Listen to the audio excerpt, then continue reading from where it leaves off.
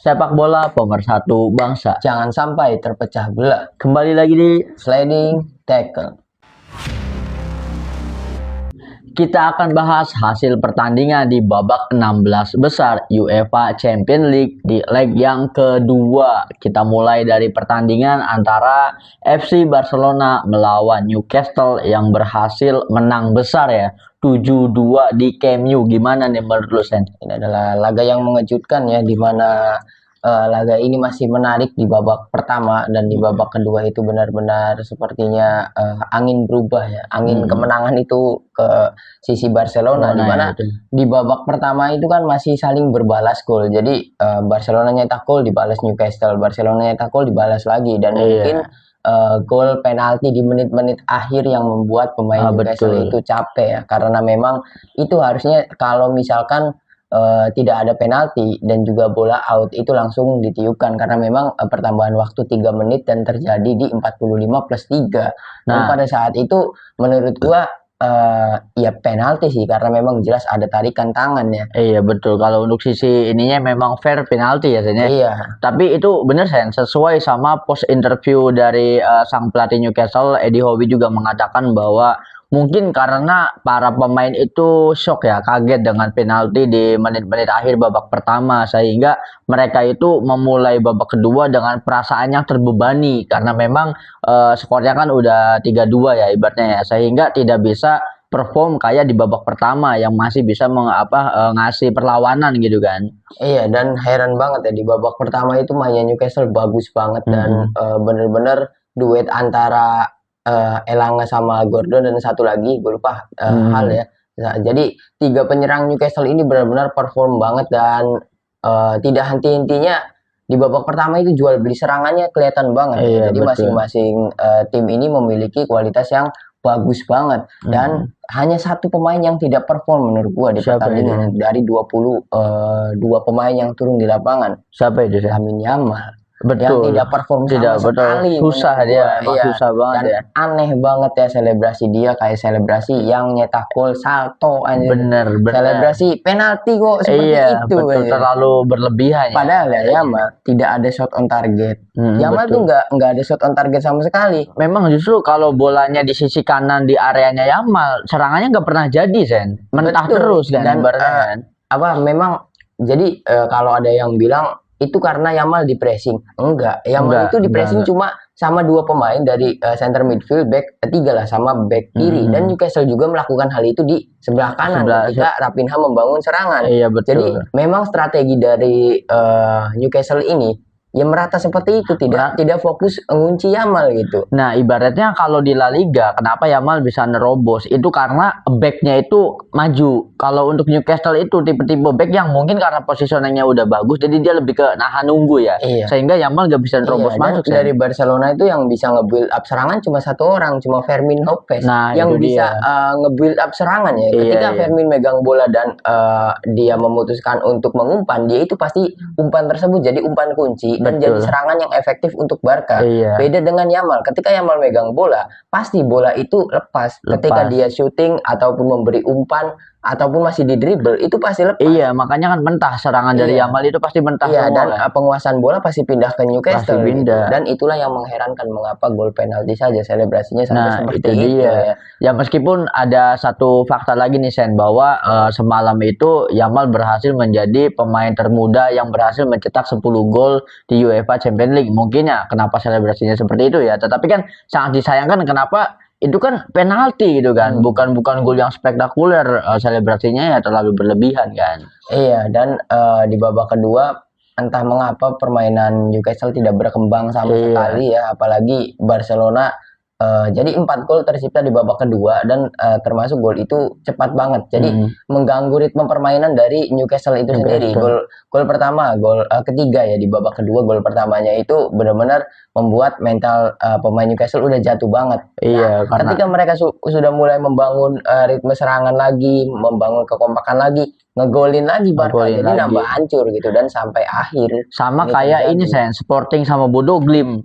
Babak keduanya Newcastle itu kayak kita ngeliat Bodo Glimt kayak nggak berkutik gitu ya, kayak buntu lah. Kan perannya Elanga, Gordon sama hal ini hilang banget di babak kedua, karena nge-build up serangan gagal lagi Hmm. entah mengapa ya, tidak seperti di babak pertama itu. Benar-benar kalau misalkan keberuntungan memihak pada Newcastle, itu Newcastle bisa nyetak gol lebih lagi Iya. karena Gordon itu mendapatkan banyak sekali peluang gitu, banyak sekali peluang Hmm. yang tinggal nembak one on one dengan kiper. Iya Ada betul. hampir tiga peluang yang harusnya bisa menjadi gol, namun tidak gol gitu. Ini sangat Hmm. disayangkan banget. Tapi ya mau gimana lagi, Barcelona memenangkan pertandingan ini. Dan walaupun penalti itu banyak dibahas oleh ESPN dan Marca kan, dibahas Iya. perbandingannya.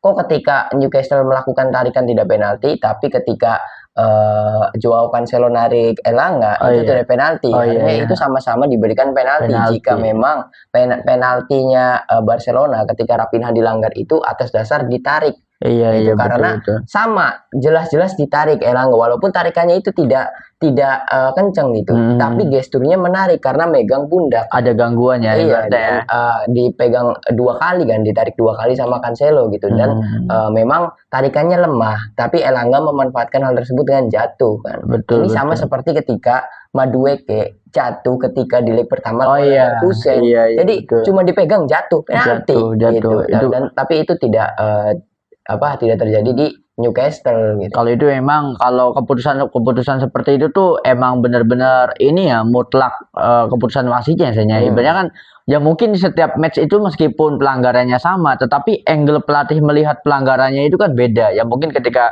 melihat Rafinya dia jelas-jelas lagi ada di posisi yang tepat untuk melihat, sedangkan untuk posisi yang waktu Elanga ditarik ya mungkin ada beberapa detail yang wasit itu nggak 100% fokus untuk melihat pelanggaran Iya, dan tersebut juga kan. jenis ini ya posisinya. Bedanya Mm-mm. Elanga itu belum final touch lah untuk serangan. Kalau Oh iya misalkan iya Raphinha iya. itu udah final touch. Kalau Iya iya. misalkan Raphinha nggak diganggu itu pasti gol. Karena Iya memang iya. Ramsdale udah kelewat kan, dan tinggal Hmm. satu sentuhan dan gol. Kalau Elanga Hmm. itu kan karena dia buntu di tengah untuk mengambil shooting, nggak Iya. bisa ketutup, dia ngambil kanan untuk Hmm. set up set piece kan pada saat Hmm. itu. Makanya tidak penalti ya. Tapi mau gimana lagi. Jadi kemenangan Barcelona ini menurut gua real lah Iya untuk real. 7-2 ini ya, dan memang pantas gitu kan. Pantas karena memang di babak kedua serangannya kan bertubi-tubi dan Iya, semuanya perform ya. iya, walau gua harapkan Kecuali Barca itu Yamal. kalah. Betul.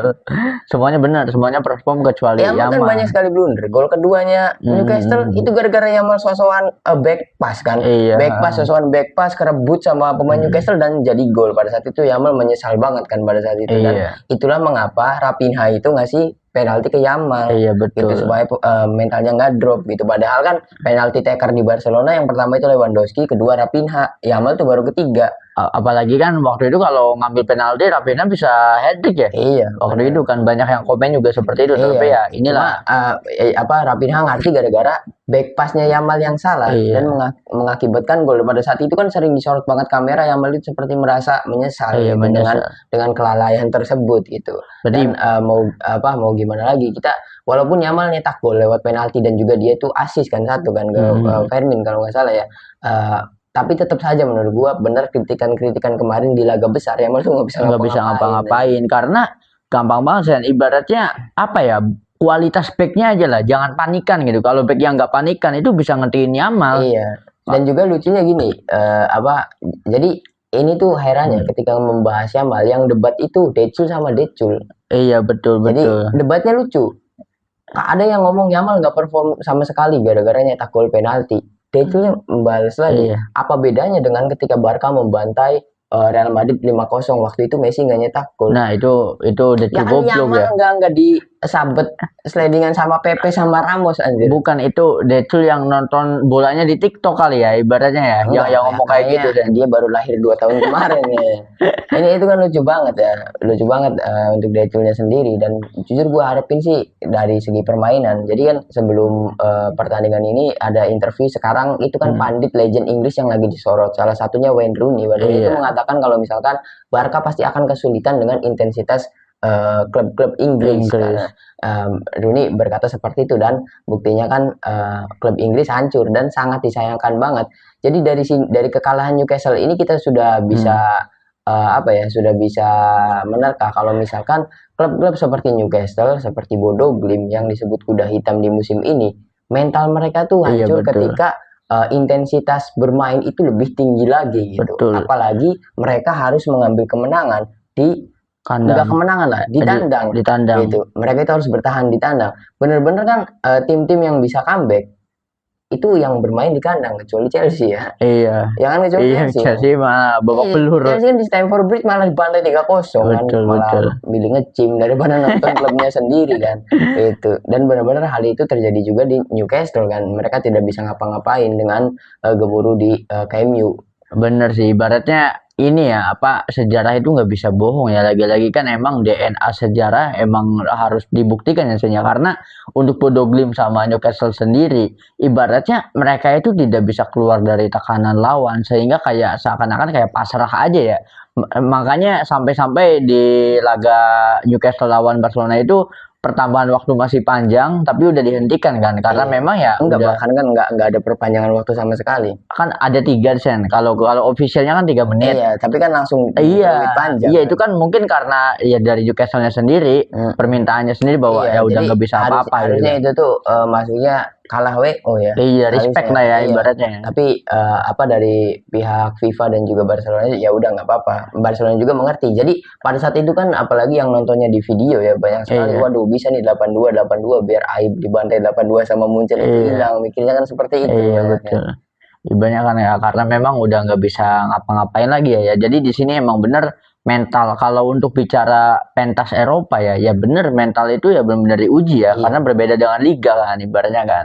Atmosfernya beda. Apalagi kayak ini main di Camp Nou loh ibaratnya kan.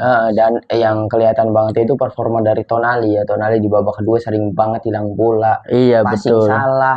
Dan Betul, itulah mengapa betul. Tonali diganti. Nggak tahu Tonali di babak pertama bagus, dia yang set up serangan, dia yang motong serangan Barca, kemudian build up dari awal lagi. Tapi di babak kedua, nih Tonali gimana sih? Nggak kayak Betul. babak pertama, banyak sekali blundernya. Ya mungkin karena memang pada saat itu man-to-man marking dari Barcelona bagus banget ya, saling menutupi ruang untuk pemain Newcastle ini nggak ada ruang bahkan untuk ngoper gitu. Nah, mungkin ada sangkut pautnya sih, karena selama ini kan yang jadi apa ya jangkarnya Newcastle itu kan Tonali, maksudnya seseorang yang bisa menjaga ritme permainan dari klub itu kan ya selama ini Tonali ya kalau di Newcastle ya. Nah, kenapa Newcastle itu ancur-ancuran main di babak kedua ya? Mungkin salah satunya karena yang biasa ngejaga ketenangan skuadnya aja under gitu Bukan kan. Tonali, sama Apa satu tuh? lagi Trippier. Trippier juga Trippier sama itu yang nggak merasa perform. bersalah gara-gara dia kan yang narik Raphinha. Oh iya Dia iya. kan sampai protes ke wasit juga, tidak seperti Trippier yang kita lihat Iya. ngotot. Enggak, Ngotot. dia tuh kayak seperti anjir, gue tuh salah nih keputusan kayak gitu, ngeblaming diri sendiri gitu. Dan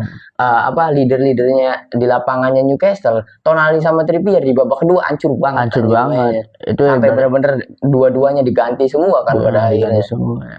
Berarti ya lagi-lagi kita bisa membuktikan bahwa di babak fase gugur ini ya, di babak gugur ini yang kalah itu emang nggak layak untuk melaju ke babak selanjutnya ya. Iya, dan juga gini, pengalaman itu benar. Pengalaman itu iya Yang benar. berpengalaman pasti bisa melangkah lebih jauh. Iya, yang tiap tahunnya ibaratnya historis lah ya, ibaratnya yang tiap tahunnya ikut Liga Champions ya pasti secara mental udah kebentuk gitu kan. Iya.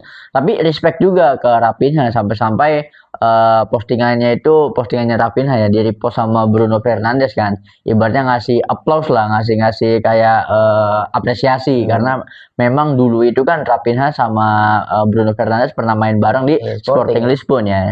Ini jadi emang keren banget, emang bener perform banget sih Raphinha kan sampai Iya. dapat man of the match juga kan ibaratnya. Iya, dan kalau misalkan Barca di posisi genting tuh yang perform cuma Raphinha. Iya, Sama bener. seperti ketika Barca menang 3-0 walaupun gagal comeback melawan Atletico di Iya. Copa del Rey ya. Big game playernya ya. Iya, Tetapi pasti. kalau untuk dari kacamata penikmat sepak bola ya, jadi gue melihat Barca yang sekarang itu toh kalaupun Lamine Yamal cedera, Lamine Yamal dibeli, kayaknya nggak terlalu ngaruh ya. Terlalu ngaruh. Karena memang performa dari Bernal juga Iya. kita tahu kan. Bernal benar-benar sekarang tuh sepertinya Lamine Yamal kenapa naik? Gara-gara pada saat itu Lamine Yamal sudah lebih dulu debut daripada Iya. yang lain. Nah, setahun setelahnya Fermin debut. Fermin tuh udah debut waktu awal-awal Yamal debut juga, tapi mulai dipercaya oleh pelatih itu baru ketika Hansi Flick. Hansi Flick betul. Seperti Fermin, kemudian sekarang baru lagi Bernal. Semuanya sudah perform lagi sekarang. Cuma masalahnya satu, Fermin itu terlalu emosional, tidak seperti Yamal. Fermin itu orang yang emosional banget. Tapi menurut gue itu juga karena memang arahan dari jadi pelatih kan Fermin sering banget mutus-mutus counter attack seperti melakukan pelanggaran-pelanggaran yang ujung-ujungnya jadi kartu kuning ya. Dan setelah dia mendapatkan kartu kuning, Fermin itu pasti ditarik keluar dan diganti. Karena emang bener Sen, kalau pemain yang paling ngotot itu pasti ini temperamen ya, karena dia udah bekerja keras kan ibaratnya kan. Dan di musim ini kan yang perform banget Fermin dari putaran pertama ya, dan Bernal muncul di putaran kedua. Sekarang tuh Bernal yang muncul, yang lagi-lagi kalau misalkan kalian ngikutin Barcelona pasti Bernal sama Fermin nama di nama-nama yang nyekor ketika Barca main gitu kan. Ini ibaratnya masa depan yang cerah untuk lama saya ya ibaratnya, apalagi kan Balde juga kan nanti bisa main lagi setelah cedera gitu biasanya.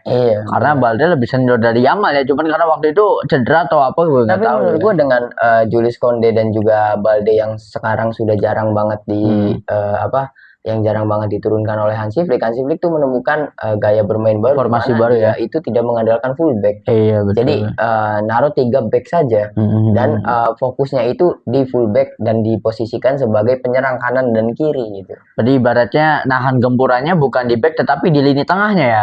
Nahan gempuran serangan lawannya gitu kan. Dan bukan nahan gempuran saja, benar-benar serangannya efektif ketika memasang Fermin gitu. Fermin di depan. Dan ketika ada Koundé kan Koundé nggak tahu ya kenapa dia itu, gue juga heran masih dimainkan oleh Hansi Flick karena Koundé itu banyak sekali blunder dan juga dari skill dan juga strategi kayaknya dia itu nggak bisa ngikutin levelnya pemain lain, bahkan nggak bisa ngikutin pemain-pemain muda yang sekarang debut dari La Masia gitu. Karena memang secara usia juga kan Koundé udah senior ya. Ya kita beruntung, Barcelona beruntung Cancelo masih bisa ngimbangin kan ibaratnya kan. Nah itu kan. Dengan kembalinya Cancelo, ya udah Balde itu jadi opsi kedua kan, posisinya sama. Apalagi kan perform. Maksudnya pemain yang udah main di Liga Arab dan comeback lagi di top 5 Liga Eropa tetapi performanya tidak berubah ya, termasuk Cancelo ya kan. Dan Hansi Flick juga kan ngomong ya, kembalinya Cancelo itu benar-benar keputusan yang tepat sekali menurut dia. Dan ketika Pedri sudah comeback dari cedera dan Cancelo ke Barca lagi, benar-benar kan Barca langsung performanya naik lagi. Gitu. Betul. Dan kita lihat sebelum Cancelo dan juga Pedri sembuh kemarin Barca itu benar-benar di La Liga aja susah. Buntu ya, kebanyakan buntu ya, karena mengandalkan sayapnya tetapi lini tengahnya kurang banget ya. Hancur. Kita lanjut ke pertandingan selanjutnya. Ini pertandingan yang sudah kita bisa tebak, tapi menurut gua ini pertandingan yang menarik antara Bayern Munchen melawan Atalanta, di mana di leg kedua ini kembali lagi Bayern Munchen kembali ke setelan pabrik ya, di mana mereka berhasil menang dengan skor 4-1 dan agregatnya itu 10-2. Ini Bayern Munchen kembali ke setelan pabrik. Jati diri Bayern Munchen lah ya ibaratnya ya. So kalau misalkan kita ngomong Bayern Munchen, top of mind di otak kita pasti bantai. Itu aneh kalau Bayern Munchen cuma menang 2-1. 1-0 itu aneh. Ya bahkan bantai-bantainya kan di Liga Champions ya, yang menghadapi klub-klub besar. Kayak dulu agregat ya 8-2 sama Barcelona itu ikonik sampai kapan. Itu bukan agregat, itu satu leg betul. 8-2. Sampai apalagi kalau ketemu Arsenal kan itu udah lumbung golnya Munchen banget ibaratnya kan. Jadi Muller itu greget tuh cuma di 2 tim, Barcelona dan Arsenal. Cuma sayangnya ketika Muller udah ada di top performanya, Arsenal nggak masuk Champions. Benar. Lebih memilih untuk tidak dibantai Munchen kali ya. Makanya emosinya Muller itu cuma fokus ke Barcelona pada saat itu. Jadi lebih all in lagi. Nggak selalu masuk ke Liga Champions kan. Dan ini adalah hasil yang positif, dan juga hasil positifnya bukan untuk Bayern Munchen menurut gua. Hasil positif itu untuk Harry Kane juga yang sudah sembuh dari cedera, karena dia waktu pertandingan ini kan nyiptain brace ya semalam ya. Betul, nyiptain brace lagi ya ibaratnya. Dan juga dia itu kan striker yang udah tua tapi masih bisa nyetak gol di knockout ya. Jadi brace itu kan semalam itu ada Harry Kane dan juga ada Lewandowski ya. Jadi dua striker veteran lah ya. Senior ini benar-benar masih bisa menjaga performanya gitu. Dan mereka itu masih bisa membungkam para fans yang mengatakan jika sekarang yang tua-tua tuh udah nggak valid, tapi mereka masih bisa perform dan menunjukkan hal tersebut jika mereka juga masih pantas berkompetisi di Champions League gitu. Apalagi kan seperti yang biasa kita sorot di episode sebelumnya bahwa peran striker udah susah kan. Ternyata kan ya striker masih ini kan, masih penting gitu kan. Yang comeback yang perform itu striker senior muda yang lagi bapuk banget banget. Ya mungkin karena senior ini kan udah biasa berlaga di Champions League ya. Ya mungkin modenya udah beda lagi kalau udah ngomongin Tapi ya Champions kalau League. ngomongin Bayern sama Barcelona ya bukan karena strikernya perform ya, karena Iya. timnya bagus. Timnya bagus, betul, ibaratnya kan. Karena dari semua posisi bagus semua. Makanya ya respect juga lah buat Atalanta ya. Ini juga apalagi nanti kan wah Bayern Munchen itu kembali jadi kandidat terkuat juga nih Sen untuk menang UEFA Champions League kali bener, ini kan. tapi kita respect ke Atalanta karena sekarang jadi kan Atalanta itu mulai merumput di Champions League ketika mereka jadi underdog di Serie A, Iya, dan betul. sudah beberapa musim mereka itu berhasil masuk ke knockout terus. Knockout terus. Gitu. Dan inilah pengalaman yang sedang dibentuk Atalanta. Betul. Kalau Bodo Glimt dan Newcastle mungkin ini pengalaman baru di generasi Iya, baru ya. betul, Kalau di betul. tahun-tahun 90-an Newcastle udah pernah masuk sering banget ke knockout Iya, kan udah gitu. masuk. Tapi untuk di generasi baru yang sekarang Newcastle dan juga Atalanta ini sedang membangun kalau Atalanta sudah membangun 3 tahun ke belakang, tapi untuk Newcastle baru kan, baru Betul. sekarang. Ya apalagi Atalanta pernah nembus sampai per 8 besar ya waktu itu kan. Berarti emang bener sih. Jadi emangnya kita lanjut lagi nih Sen, ini pertandingan selanjutnya nih antara ini nggak kalah seru juga ya. Ini ada pertandingan antara Liverpool menghadapi Galatasaray yang berhasil dimenangkan oleh Liverpool dengan skor 4-0. Ini gimana nih Ini menurut Sen? harusnya 8-0 ya. Harusnya bener karena golnya Salah yang dianulir, golnya Frimpong ketika bunuh diri yang dianulir. Ya, memang offset sih, itu harusnya jadi Iya, gol menurut emang gua. offset betul. Salah penalti Salah penalti kalau misalkan gagal. jadi Salah mendapatkan peluang berapa gua hitung di babak pertama saja 4 harusnya Iya, jadi betul. gol. Itu harusnya 8-0 anjir. Bener. Ekitike terus McAllister juga. yang berapa kali anjir, itu harusnya 8-0. 8-0. Liverpool tuh bener-bener kita tahu kualitasnya Liverpool, dan Arne Slot itu statementnya bener.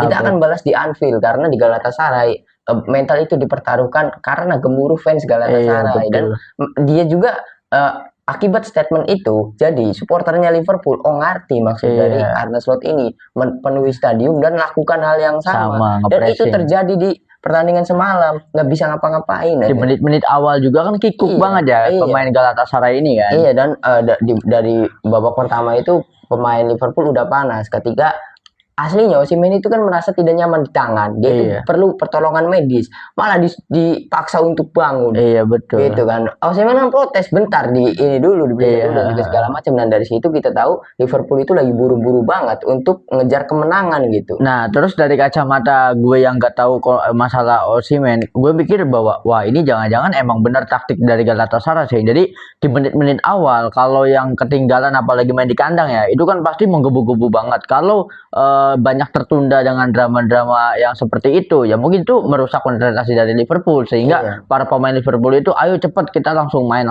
gitu kan. Iya, dan benar-benar dari pertandingan semalam juga kita tahu jika memang sekarang fokusnya Liverpool itu benar-benar di Champions League, bukan di Liga ya, karena memang ada untuk musim sekarang itu di Liga Champions cuma ada 2 klub yang menurut gua mainnya bagus, yang seru untuk diikutin. Pertama Newcastle, kedua Liverpool. Nah, kalau di seluruh dunia 3, Liverpool, Newcastle sama Manchester United yang menurut gua gaya permainannya itu tidak tidak stuck atau tidak template banget dengan sepak bola modern gitu. Tiga klub ini 3 klub pembeda. Gameplaynya balik lagi ke era seru-serunya IPL zaman dulu lah ya ibaratnya kan. Zaman-zaman prime-nya Wayne Rooney itu kan. Iya, ini anjir kalau Liverpool itu selalu kurang beruntung. Sama seperti di leg pertama yang gol ternyata handsball, padahal itu harusnya nggak handsball lah. Virgil van Dijk banyak sekali kena tiang lah, McAllister di 2 leg itu dia itu bener-bener bener-bener kurang itu banget gitu, kurang beruntung. Oh iya kurang beruntung. Jadi semalam juga golnya McAllister dianulir 1 kan. Iya dianulir. Udah selebrasi. Yang harusnya gol tuh ya offset Frimpong. Kemudian salah penalti sama gol yang dianulir McAllister. Udah 3 udah 7-0. Satu lagi semua peluang Salah itu yang harusnya jadi gol aja.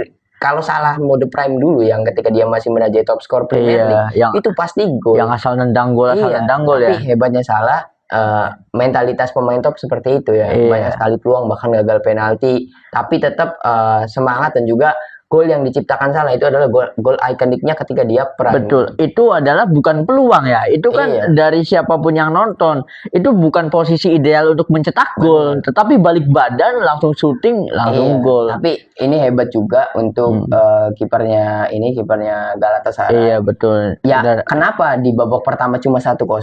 Karena peluang-peluang emas digagalkan sama kiper gitu. Betul. Dan kita harus bisa bayangkan dan juga kita membandingkan ketika Emil Audero ya. Ketika banyak sekali save gitu gitu. Dari seorang kiper pasti capek. Di babak kedua pasti dibobol terus-terusan kalau misalkan tidak ada improvisasi dari pertahanan dari backnya gitu kan. Karena memang dari konsentrasinya pasti udah nggak 100% ya. Ya mungkin ibaratnya 50% udah habis di babak pertama, sisanya itu 50% dan gempurannya makin banyak. Karena lama-lama ya udah kehabisan energi juga. Iya, ya sama seperti golnya Gravenberch. Itu kan dia anjir nge-save volley-nya salah kan. Iya betul. Bukan first time-nya salah kan pada saat itu. Ya dia posisi masih jatuh langsung ditendang lagi. Itu kan backnya nggak ngapa-ngapain gitu. Gravenberch gitu kan. Dan benar-benar kalau misalkan Liverpool terus seperti ini, dan menurut gua pemainnya itu benar-benar sudah menemukan chemistry. Hanya satu ya. Ekitike masih ada. Ya wajar juga sih, ini bukan kesalahan Ekitike, masih ada sedikit ego, karena memang bukan ego juga, karena memang instruksi dari pelatih Ekitike kan jadi striker dan harus nyetak gol kan, gitu. Harusnya Ekitike itu kalau saja satu peluang itu umpan ke salah itu jadi gol aja. Dia memilih untuk eksekusi dan benar bisa di save oleh kiper gitu kan. Tapi bener, setuju Sen. Yang gue lihat dari pertandingan Liverpool melawan Galatasaray, ada satu hal yang menarik bahwa arus bola dari permainan skuadnya Liverpool itu nggak mikir. Jadi ibaratnya mereka bola tuh ngalir. Orangnya itu tetap lari loh. Jadi positioning pergerakan pemain tanpa bolanya tuh bagus banget karena kan mengalir. Karena kalau kita lihat Barcelona, kalau kita lihat Arsenal ya ibaratnya ketika pemain bawa bola dia tuh mikir mau ngumpan kemana. Yang diem juga mikir harus kemana. Kalau untuk Liverpool itu arus perputaran bolanya cepet banget gitu kan. Dan juga benar-benar semuanya itu bisa mencari ruang. Iya, semuanya bisa mencari ruang. Salah satu duetnya Szoboszlai sama Salah lah. Salah itu pinter banget nyari ruang ketika Szoboszlai itu mentok. Apakah dibalikin ke belakang, tapi kalau ke belakang build up dari awal lagi. Salah itu mencari ruang yang itu adalah gaya-gaya pemain di era 2015 gitu betul aja. 2015 ke bawah ya. Menarik banget untuk melihat Liverpool ini, dan juga benar-benar tim full attack seperti Liverpool ini kalau misalkan ketemu tim yang haus gol lagi, waduh ini bisa-bisa balas membalas gol. Antara bertemu Bayern atau Madrid bakal keren banget ya. Iya. Karena memang kayak golnya Szoboszlai aja kan, jadi ketika menyerang arus bola kan dari kanan ke kiri, dari kiri ke kanan, tinggal momentumnya siapa pemain yang ready untuk nyetak gol kan. Sampai-sampai golnya Szoboszlai kan seperti itu kan, dapat umpan ya dia pikir bahwa wah ini momentum yang keren, karena dari pertahanan lawan juga kan fokusnya udah terbagi-bagi mengawal man to man pemain Liverpool yang lain itu kan. Jadi Liverpool kan menggunakan taktik full attack di mana 5 pemain depan itu bisa mencetak gol semua. Salah, Ekitike, Wirtz, kemudian ada Frimpong juga dari walaupun di posisinya fullback, kemudian Szoboszlai dan juga McAllister 6. 6 pemain ini masing-masing seenggaknya memiliki tembakan 2. Iya betul, seenggaknya. Wah, ini kan benar-benar tim yang full attack banget. Dan masalahnya Liverpool itu cuma satu, ketika di counter tergantung posisinya Van Dijk sama Konate. Apakah mereka harus beradu sprint atau tinggal memutus bola. Kalau misalkan tinggal menunggu memutus bola, Liverpool tidak akan kebobolan. Tapi kalau Konate sama Van Dijk harus berlari, pasti kalah aja. Nah, makanya itu menarik kalau nanti kalau ketemu sama Madrid ya, karena ini counternya Liverpool Madrid kalau menurut gue. Iya, enggak. Tapi ini bagus juga improve dari Liverpool, karena memang Frimpong itu tergantung kondisi Liverpool. Kalau kondisinya harus nyetak gol cepat, dia itu jarang turun. Harus tetap naik terus nyerang, terus sama juga seperti bek kirinya Kerkes ya, yang pembelian tersukses menurut gue untuk Liverpool musim ini, sama seperti Frimpong. Tapi ketika tim ketinggalan, mereka nggak ikut naik. Mereka itu defense gitu. Ya karena mereka punya 5 pemain tadi, Szoboszlai, McAllister, Ekitike, Wirtz sama Salah, 5. Makanya cukup untuk nyetak gol. Makanya hasilnya kenapa bisa 4-0, karena ketika unggul ya minimal agregat udah 2-1 lah ya di gol 2-0 itu ya. Ya semua pemain ada main setengah lapang ya Sen ya. Iya, benar. Dan juga salahnya Liverpool kan mereka tuh kalah kalau kebobolan lebih dulu. Iya, kebanyakan di Premier League, di La Liga kayak gitu pasti di La Liga, di Premier League aja. Kalau Liverpool lagi sering banget imbang, itu gara-gara kebobolan terlebih dahulu. Iya, betul. Nah, jadi kenapa mereka menuai hasil imbang, dan juga itu terjadi ketika mereka kebobolan terlebih dahulu ya tadi. Jadi ketika kebobolan gitu, Frimpong sama Kerkes tarik mundur. Mode defense ya. Iya, mode defense. Jadi cuma bisa nyuri 1 gol. Dan hasilnya di ujung imbang. Kan gitu, sama seperti di leg pertama melawan Galatasaray kan. Gara-gara dibobol terlebih dahulu, Liverpool itu tidak full attack. Jadi mainnya defense karena narik, dan bahkan Szoboszlai itu lebih turun sama McAllister kan. Nah, ketika posisi masih 0-0 harus mencetak gol terlebih dahulu, semua pemain itu depan, di belakang cuma Konate sama Van Dijk. Berarti harusnya tiap match itu gimana caranya nyetak gol awal ya, gol cepat ya, iya. Ya kan gue bilang tadi. Kurang beruntung aja anjir dari lawan Galatasaray. Harusnya banyak sekali gol kan di lawan Galatasaray itu. Aduh anjir, Ekitike itu selalu salah satu langkah. Harusnya shooting tapi nambahin satu langkah. Dan itu bisa di-save sama kiper, selalu seperti itu gitu. Tapi kalau dari pemain Egitika, kalau menurut gue mah peran pentingnya itu mengoceh pertahanan lawan. Pergerakan Egitika itu susah dibaca, Sen.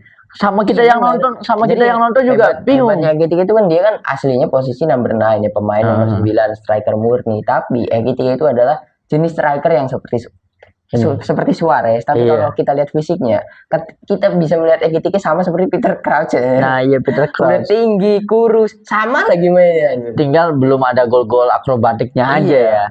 Benar. Dan benar-benar pemain ini tidak seperti Haaland. Haaland yang nunggu bola, Ekitike itu nyekil, dribble, bisa. Gua ngikutin dari dia debut anjir. Sama gitu. Pertandingan semalam juga kan banyak umpan-umpan yang back pass, pakai tumit ke belakang. Kayak gitu kan ibaratnya itu memecah konsentrasi pertahanan musuh loh. Kayak bingung musuh dibuat bingung sama Ekitike. Ada ini faktor yang menarik juga dari Ekitike. Jadi Frimpong dan juga Wirtz itu mengalami adaptasi yang sangat sulit di Liverpool ya. Tapi Frimpong terlebih dahulu bisa adaptasi. Kenapa? Ya karena dia orang Belanda. Isinya Liverpool kan di leader sama orang Belanda kan. Ada abang-abangan lah Pandek. Tapi untuk Wirtz susah banget untuk beradaptasi di Liverpool. Nah hebatnya sekarang Wirtz bisa beradaptasi, itu perannya Ekitike. Iya betul. Jadi ketika Wirtz salah ngumpan nggak marah Ekitike itu.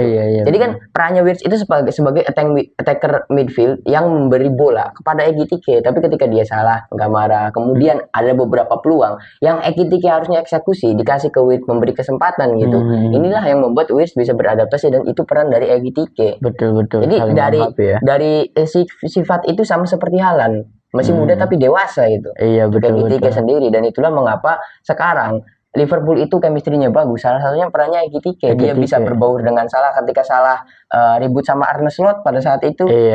Yang nenangin Ekitike sama Van Dijk. Itu bagus banget untuk Liverpool itu sendiri ya. Dan mungkin Liverpool sudah menemukan the next orang yang dipertahankan, jangan dikeluarkan seperti Luis Suarez gitu. Jangan makanya the next ini Torres kan. Katanya kan kata fans Liverpoolnya Ekitike itu the next Torres katanya kan. Ya janganlah Torres jelek.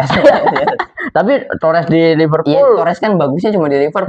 Di Atletico jelek, di Chelsea jelek. Selain itu agak kurang. Karena ya mungkin ada pertanyaan kalau lu bilang bahwa Ekitike itu udah dewasa, udah matang. Karena kan kita lihat Ekitike kan tengil ya, apalagi waktu main di PSG. Mungkin ada statement dari Ekitike yang mengatakan bahwa saya pernah bermain bersama pemain terbaik di dunia. Saya banyak belajar dari Lionel Messi. Ya mungkin itu efeknya ya. Iya, ya karena memang ketika Ekitike debut itu Messi di PSG dan pada saat itu Ekitike itu adalah pemain yang egonya tinggi. Jadi pemain muda yang ingin dilihat banget, ingin perform gitu pada saat itu, dan benar-benar dia itu kan selalu dikasih umpan sama Messi ya.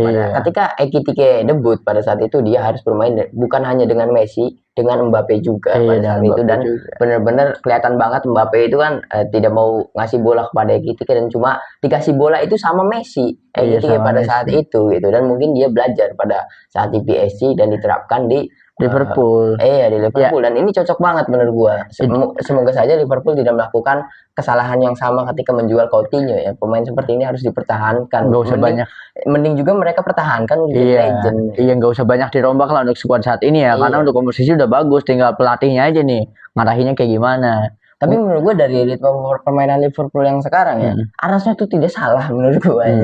Karena dia itu kan di musim kedua, di musim pertama warisan Klopp. Di musim sekarang ini kan baru project dia. Perkes pembelian dia, bukan titipan Klopp semua lah. Isak walaupun cedera, di posisi depan Ekitike, Wirtz, Frimpong. 3 baru setengah pemain Liverpool yang sekarang itu sudah bukan peninggalan Klopp. Ini benar-benar proyeknya dari Arne Slot itu sendiri. Mungkin Arne Slot itu benar bukan salah, tetapi karena ekspektasinya saja. Karena di zamannya Klopp itu kan paling mentok itu 3 besar ya. Ibaratnya masih tetap zona Liga Champions ya. Tetapi kan di musim ini Liverpool jauh banget dari ini kan, dari posisi aman untuk Liga Champions, sehingga dari ekspektasi ya emang tidak menjawab ekspektasi supporter Liverpool Sen. Mungkin ya. Bukan karena ekspektasi. Herannya pemain Liverpool, kok musim kemarinnya juara, musim sekarang di putaran pertama finish di posisi 9. Iya, Itu yang betul. buat fans Liverpool heran. Pada saat itu menurut gue ya karena memang Arne Slot itu merombak timnya sekaligus. Iya tidak Ini perlahan-lahan. putaran pertama Ekitike, Wirtz, Frimpong belum bisa beradaptasi, mainnya kaku banget, sering kehilangan bola pada saat itu. Sekarang udah jadi. Ya, coba bayangkan kalau misalkan ini tim udah jadi start dari musim Nantilah ya musim selanjutnya ya. Waduh, persaingan Liverpool sama MU nanti. Sama MU betul-betul. Banget ini. Betul. Ya semoga saja tidak ada pemain kunci yang diganti ya untuk Liverpool ya. Karena kan gua bener starter yang diturunkan itu nggak usah diganti satu. Iya, jangan. Ini perfect, nggak ada yang kurang satupun aja dari starternya gitu. Ibaratnya musim ini investasi buat musim depan ya. Gravenberch itu sudah debut semenjak eranya Firmino, Salah, Mane, jangan pemain muda kan dari akademi kan, dan baru dikasih tempat sekarang kan. Gravenberch dulu itu jadi andalan gue di PS ketika masih tahun 2020-an anjir.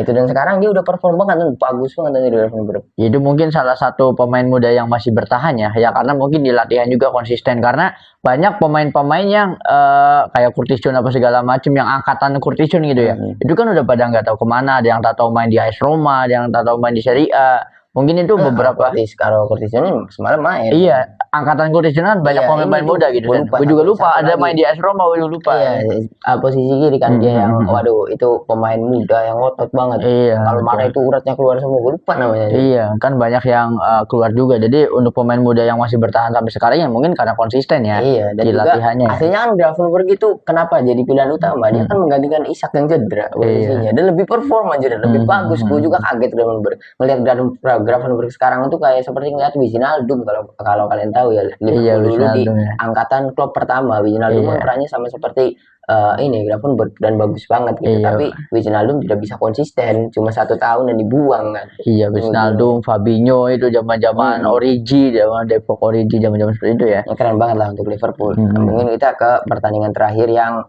tidak terlalu penting ya menurut gua, karena ini pertandingan yang harusnya tidak terjadi dan kita sudah tebak lah hasilnya, tapi hasilnya juga mengejutkan. Pertandingan antara Tottenham Hotspur dan Atletico Madrid, di mana Tottenham Hotspur itu berhasil menang 3-2 namun secara agregat kalah dengan skor 5-7. Ini adalah hal yang positif untuk Tottenham Hotspur sendiri ya. Memang seharusnya mereka terus kalah gitu. Benar, ibaratnya ini menang gak dapat apa-apa ya. Kalau dari Atletico-nya kalah tapi nggak masalah gitu ya. Ya mereka menang kan nambah sibuk gitu. Mereka sekarang harus fokus ke Premier League kan. Udah menuju ke fokus degradasi. Nggak usah sosokan di Liga Champions lah. Justru ini aib juga buat Atletico ya, kok bisa kalah sama Tottenham Hotspur gitu kan. Tapi ini menarik menurut gua, menarik banget. 2 gol di leg pertama itu benar-benar pure kesalahan kiper blunder. Kalau itu nggak gol 5-5 hat-trick. Oh iya bisa jadi ya. Berarti ibaratnya dari sisi ini masih ada perlawanan ya sebenarnya. Iya, cuma ya yang dilawan Atletico ya lah. Atletico nggak jelas, sama-sama tim nggak jelas aja. Ibaratnya ini waduh. Soalnya apa ya, performa dua tim ini kan lagi under banget ya, baik di liganya baik di Liga Champions ya. Dan ternyata yang bisa melaju ke babak selanjutnya adalah Atletico Madrid. Menurut gua kalau Atletico nggak bisa dikatakan under sih, karena mereka masih fokus harus ke Del Rey, ke La Liga, kemudian di Liga Champions juga. Gitu. Masih bagus ya, benar-benar. Masih mungkin menurut gua Atletico ini lagi menjaga kedalaman squad supaya tidak ada yang cedera. Oh bisa karena jadi perombakan. Masih banyak, apalagi Del Rey bentar lagi final gitu. La Liga mah kita udah aman di zona champion lah gitu, tapi di Liga Champions kan pasti kan semuanya juga ngincar Liga Champions. Apalagi menurut gue ya, statementnya manajemen Atletico yang mengatakan jika juara Del Rey saja akan mempertahankan Simeone itu sekarang udah nggak valid. Kalau misalnya Klopp mau ngelatih Atletico, pertimbangannya terlalu besar. Gitu. Simeone mau pertahankan juara Champions sekarang karena penggantinya Klopp lu harus setara dengan Klopp pencapaian secara CV-nya ya ibaratnya. Pencapaian tertingginya Diego Simeone selama melatih Liverpool cuma jadi finalis UCL aja. Iya betul. Cuma jadi finalis bukan juara aja. Finalis. Itu. 2 kali finalis dan juga gagal ya. Ibaratnya ini kalau klub-klub yang lain itu pembantaiannya, Atletico Madrid malah kalah anjir. Iya, ini kan lucu ya dari pertandingan semalam kan. Jadi pertandingan semalam itu kan cuma satu yang harus comeback, tapi comebacknya kan cuma 1 gol itu Liverpool kan, dan benar-benar 4-0 kan hasilnya gitu kan. Dan Atletico itu posisinya kan mereka Udah diuntungkan kan? diuntungkan. Karena di di leg pertama itu kan menangnya 5-2 ya, unggul 3 gol gitu. Bener, tetapi ya sangat terkejut juga sih bahwa Tottenham Hotspur bisa ngasih perlawanan ya. Iya mungkin menurut gua itu Simeone sengaja ngalah lah. Respect lah ya, ibaratnya respect lah. Lu menang tapi udah jangan sampai bisa comeback. Kasihan udah fokus ke zona degradasi aja. Bener, kasihan banget ya. Ada yang mau dibahas lagi nggak nih Sen dari pertandingan ini? Mungkin kita sudah ya. Kita sudahi saja. Jadi untuk episode kali ini kita khusus membahas jalannya pertandingan pada babak 16 besar leg kedua di 4 pertandingan terakhir yang semalam ya. Jadi kita nanti akan nantikan babak 8 besar atau quarter finalnya. So thank you banget buat teman-teman yang udah nonton episode kali ini sampai habis. Kalau teman-teman punya opini, mau berargumen atau mau sharing-sharing tentang pengetahuan teman-teman tentang sepak bola, teman-teman boleh drop di kolom komentar. So thank you banget yang udah nonton. Jangan lupa buat komen, like, share, dan juga subscribe tentunya. Sampai jumpa di episode selanjutnya.